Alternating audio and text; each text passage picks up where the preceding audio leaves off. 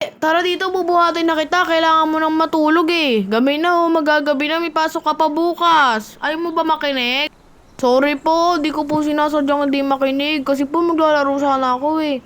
Tulog na po ako. Okay, tara dito. Bubuhatin na kita.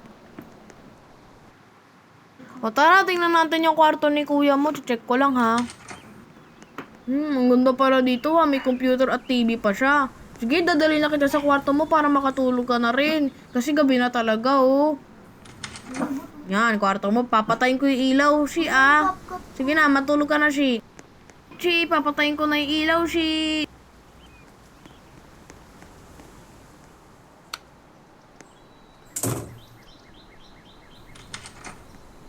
Ilalak ko nga pala tong pinto mo para di ka lumabas ng gabi, lumalabas ka eh.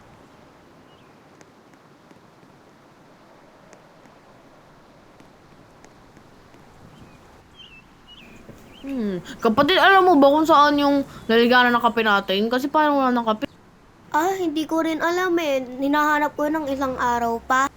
Magtutubig na nga lang ako kapatid. Kasi wala talaga tayong kape ngayon. Siguro pag nag-grocery ako mamaya o kaya bukas, bibili na lang ako ng kape natin ha. Sige, ayos lang, walang problema.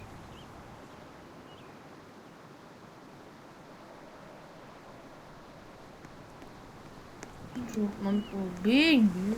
Lamig.